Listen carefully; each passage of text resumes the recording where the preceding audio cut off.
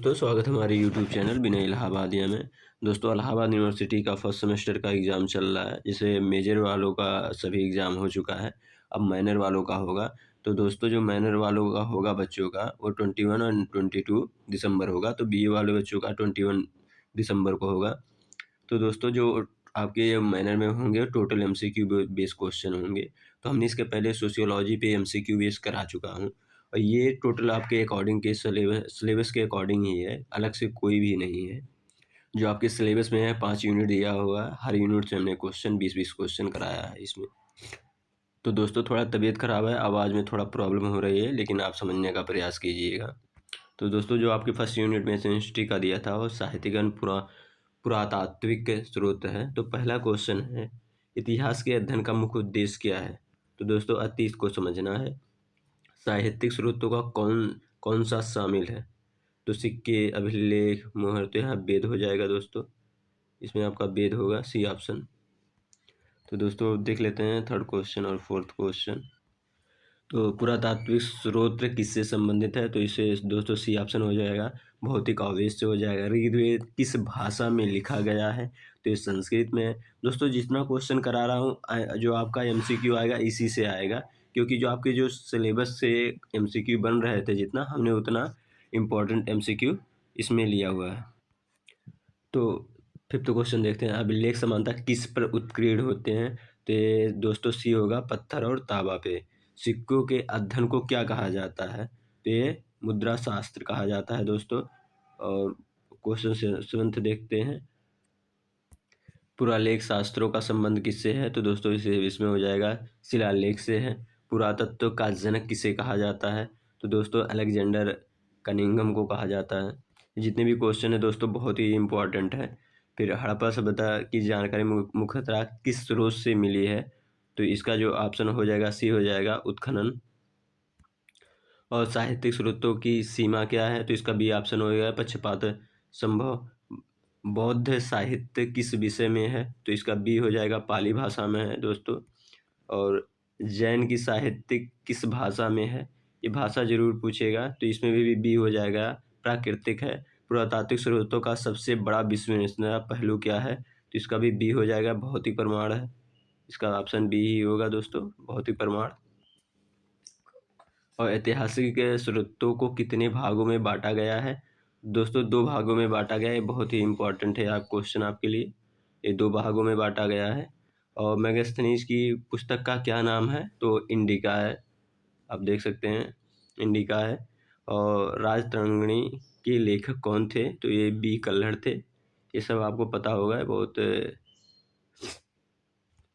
दोस्तों, 3 क्वेश्चन देख लेते हैं। इसमें क्वेश्चन है, ताम्रपत्र किस स्रोत से में आते हैं। तो बी होगा, पुरातात्विक होता है। और दोस्तों, इसमें ये क्वेश्चन जो है, विदेशी यात्रियों के विवरण किस श्रेणी में आते हैं। तो इसका सी हो जाएगा, विदेशी स्रोत में आते हैं। और फाह्यान फाह्यान किस देश से आया था। इसका भी आप जानते हैं, वो चीन से आया था। अब देखिए दोस्तों, ये 20 क्वेश्चन आपके कितना, फर्स्ट यूनिट में आपके सिलेबस में दिया था। अब ये सेकंड यूनिट है, ये जो दिया हुआ है आपके सेकंड यूनिट का ही है। ये सेकंड यूनिट के आपके सिलेबस के अकॉर्डिंग है। तो पुरातत्व शब्द किस भाषा से आया है। तो बी हो जाएगा, यहाँ ग्रीक हो जाएगा, ये ग्रीक है। और पुरातत्व का अध्ययन किसका करता है। तो इस ऑप्शन सी, भूतकाल का करता है। तो दोस्तों, और क्वेश्चन देख लेते हैं, पूर्व पाषाण काल का प्रमुख उपकरण क्या था। तो सी था दोस्तों, ये पत्थर था। ये सब आपको पता है, ऐसे ही एमसीक्यू आएंगे, क्योंकि बहुत हार्ड नहीं आएगा। पूरा पुरापाषाण काल का मानव जीवन कैसा था। तो सी था, शिकारी थे, जो भी हंटिंग करते थे दोस्तों, उनका उसी पे रहन सहन रहता था। पुरापाषाण काल के कितने भागों में बांटा गया है। तो दोस्तों, ये भी 3 भागों में बांटा गया है, आपको पता ही होगा, 3 भागों में बांटा गया है। और निम्न पाषाण काल का प्रमुख औजार क्या था। तो ये कुल्हाड़ी थी। तो मध्य पाषाण काल का औजार क्या था। तो दोस्तों, इसमें बी हो जाएगा, फल फलके फ्लैग थे। और उच्च पाषाण काल में कौन सा विकास हुआ। तो बी हो जाएगा दोस्तों, कला का विकास हुआ था। आग का आग का प्रयोग किस काल में हुआ, तो इसका भी बी हो जाएगा, पुरपौषाण काल में हुआ था। पुरपौषाण नामक मानव का निवास स्थान था, तो बी दोस्तों गुफा में रहते थे। तो भीमबेटका किस राज्य में, बहुत इंपॉर्टेंट है, मध्य प्रदेश में भीमबेटका प्रसिद्ध है। तो दोस्तों ये है सूफी चित्र हैं इसमें, गुफा चित्रों, यहाँ जो गुफा है इसमें, जो गुफा में उसमें बहुत सारे चित्र बने हैं। और पुरपौषाण काल का भोजन क्या था, तो दोस्तों जो हंटिंग ही करते थे, वो शिकारी करते थे, तो मांस और फल था। पुरपौषाण नामक मानव का जीवन था, सी। ये दोस्तों घुमंतु था, वह एक जगह से दूसरे जगह पलायन करते थे, और जैसे जहाँ खाने की चीज़ें रहती थी वहाँ रहते थे, फिर वहाँ से अगले पड़ाव के लिए चले जाते थे कि वहाँ खाने को मिलेगा। पुरपौषाण काल की विशेषता क्या है दोस्तों, तो इसमें भी बी हो जाएगा, शिकारी करते थे वो। और पुरपौषाण काल की तिथि क्या मानी जाती है, तो दोस्तों इसमें कई दिया है, हर जगह अलग अलग दिया है, तो ये क्वेश्चन लगभग नहीं आएगा, आएगा तब भी आप भी लगाइएगा। तो दोस्तों औजार बनाने की तकनीक क्या थी, तो इसे सीपिंग, मतलब वो उसको बहुत ज़्यादा घिस घिस के उसको बहुत नुकीला करते थे। पुरपौषाण पुरपौषाण मानव किस जानवर का शिकार करता था, तो डी गाय, हाथी और भैंस सबका करता था, डी ऑप्शन पर उतने सभी होगा। पुरपौषाण काल के वस्त्र क्या थे, तो चमड़े, उनको जानवरों को मारने के बाद उसका चमड़ा निकाल के उनको खाते थे, और वही चमड़ा वो अपने कपड़े के रूप में यूज करते थे। तो दोस्तों पुरपौषाण काल में समाज था, तो वर्गविहीन था, वर्गविहीन था। तो दोस्तों ये है मध्य पाषाण काल और नवपाषाण काल। तो दोस्तों ये आपके दो टॉपिक खत्म हो गए, थर्ड आ गया है, तो सब टॉपिक से आपके क्वेश्चन है। तो देखिएगा, मध्य पाषाण काल की प्रमुख विशेषता क्या थी, तो दोस्तों इसमें जो, तो दोस्तों माइक्रोकोलिथ होता था, ये छोटे पत्थर के औजार होते थे। माइक्रोकोलिथ क्या है, देखिए यहाँ क्वेश्चन आ गया, तो इसका छोटे पत्थर और औजार, छोटे पत्थर के औजार होते थे। और दोस्तों जो मध्य पाषाण काल के थे, वो मानव कैसे रहते, तो शिकारी और संग्रह करता, मतलब जो खाना को एकत्र भी करते थे, शिकार करते थे, खाना को एकत्र करते थे कि नाम मिलने पर वही खाना खाएंगे। और मध्य पाषाण काल के इसका आरंभ कब हुआ, तो बी पशुपालन से, बी से ही पशुपालन आया था दोस्तों। नवपाषाण काल की सबसे बड़ी खोज क्या थी, तो इसमें कृषि करने लगे, जब पशुपालन होने लगा तो कृषि भी करने लगे, कृषि करेंगे। और ये झूम को खेती होती थी, एक जगह करते थे फिर वहाँ से अगले जगह चले जाते थे खेती करने के लिए। नवपाषाण काल में को क्या कहा जाता है, तो ये दोस्तों खाद्य उत्पादन युग कहा जाता है, क्योंकि इसमें इन्होंने अपने खाने की चीज़ें उगाने लगे थे। नवपाषाण काल के औजार क्या थे, तो इसमें बी हो जाएगा, पालिश किए हुए। कहने का मतलब ये है कि यहाँ नुकीले औजार, मतलब पालिश करके उसको नुकीला बनाया, जिससे वो खेती करने में आसानी होती थी। नवपाषाण काल में मानव का जीवन था, तो अस्थायी हो गया था, एक कबीला और सब बना के रहने लगे थे। और नवपाषाण काल में किस पशु को पालतू बनाया गया, तो आप सब जानते होंगे, कुत्ता।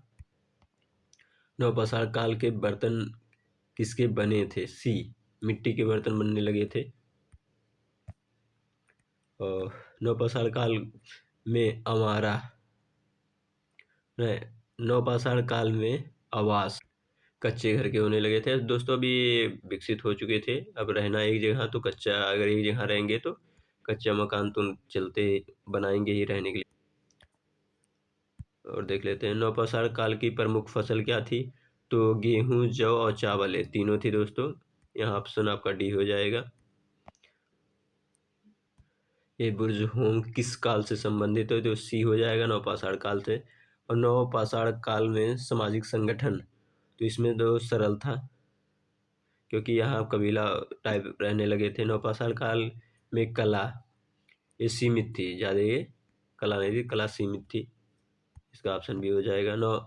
मध्य पाषाण काल की तिथि क्या है, तो दोस्तों ये जो है ऑप्शन ए इसका होगा, 10,000 ईसा पूर्व से 6,000 ईसा पूर्व। और नवपाषाण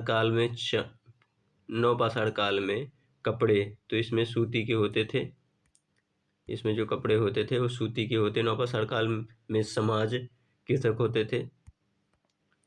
नवपाषाण काल में धार्मिक विश्वास, तो प्रकृति पूजा थी, प्रकृति की ही चीज़ों को मांगते थे।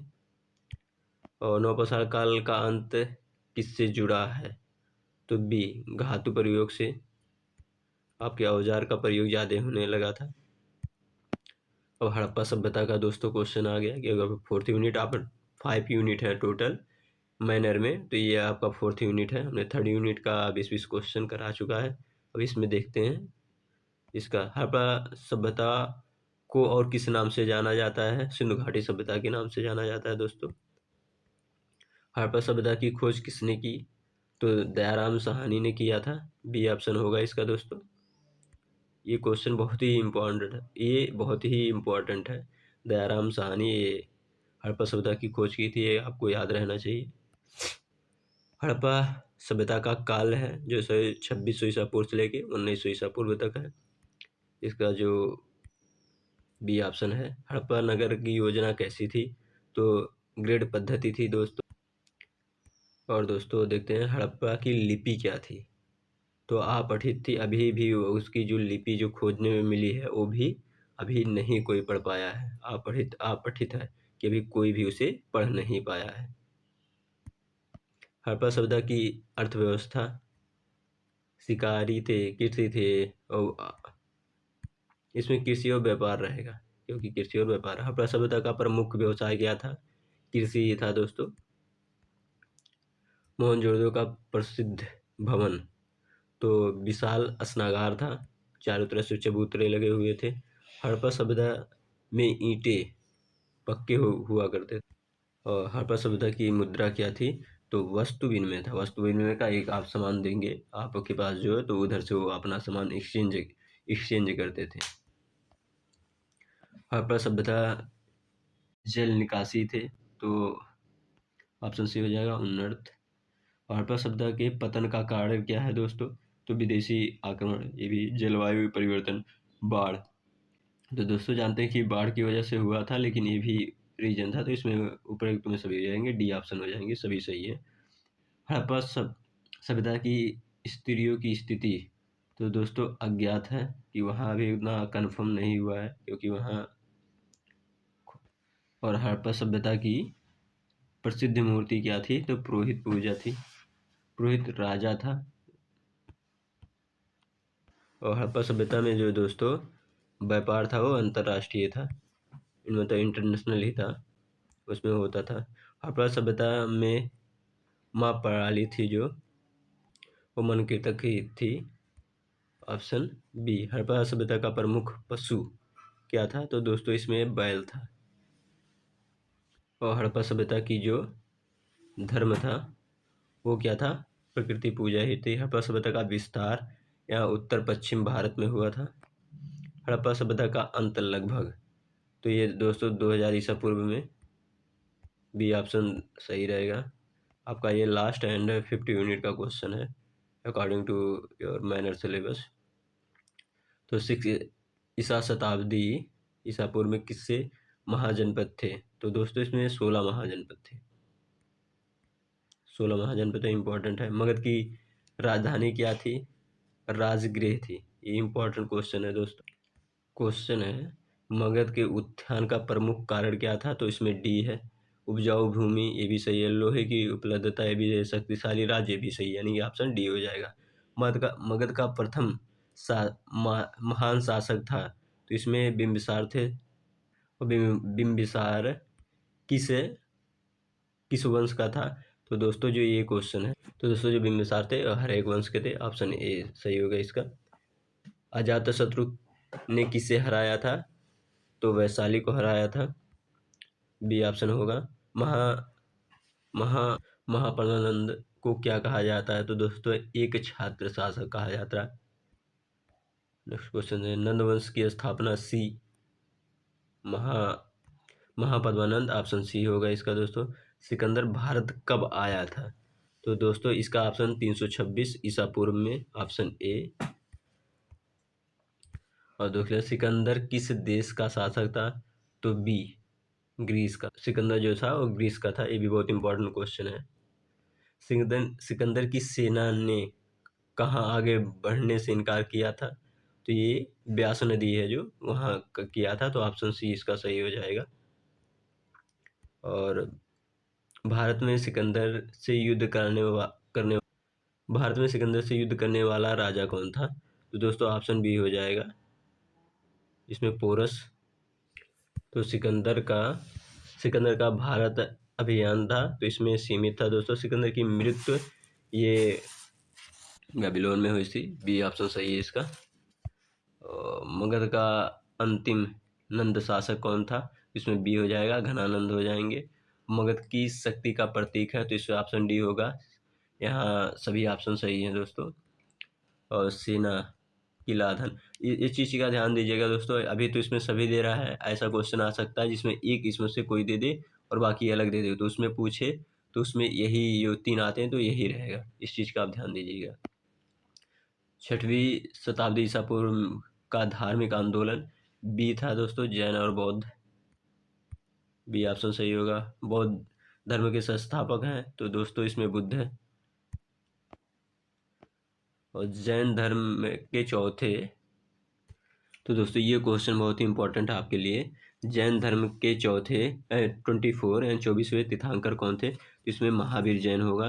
तो दोस्तों इसमें फर्स्ट पूछ सकता है और इसमें 23 यानी कि 23 का भी पूछ सकता है। जो फर्स्ट के थे वो ऋषभदेव थे, ये बहुत ही इंपॉर्टेंट है दोस्तों। फर्स्ट के ऋषभदेव थे और जो 23 थे मतलब 23वें जो तीर्थंकर थे वो पारसनाथ थे। इस चीज़ का आप ध्यान दीजिएगा और कहीं लिख लीजिएगा, क्योंकि इसमें 3 से पूछता है। फर्स्ट का पूछ सकता है, 24 का पूछ सकता है और 23 का पूछ सकता है। तो हमने बता दिया है कि ऋषभदेव फर्स्ट के हैं और 23 जो है वो पारसनाथ है और 24 तीर्थंकर जो है महावीर जैन है। जो लास्ट क्वेश्चन है दोस्तों, 100 क्वेश्चन हमने कराया है। 6वीं शताब्दी ईसा पूर्व को क्यों महत्वपूर्ण माना जाता है? तो इसमें सभी होंगे। नगरों का उदय होगा, धार्मिक आंदोलन हो गए, राजनीतिक में परिवर्तन होगा। तो 6वीं शताब्दी में सब होना स्टार्ट हो गया था। तो दोस्तों ये रहा आपका डी ऑप्शन होगा। ये रहा दोस्तों 100 क्वेश्चन जो आपके पूरे सिलेबस से थे। तो दोस्तों इस वीडियो में मैक्सिमम चांस है कि अगर आपका इसको PDF चाहिए तो हमारे टेलीग्राम चैनल को ज्वाइन कर सकते हैं। और टेलीग्राम को ज्वाइन करेंगे तो इसका जो लिंक होगा टेलीग्राम का डिस्क्रिप्शन में होगा। धन्यवाद दोस्तों। वीडियो अपने दोस्तों और सबसे शेयर करें जिन बच्चों का मैनर है। धन्यवाद दोस्तों। और कोई दिक्कत आती है तो मैसेज कर सकते हैं।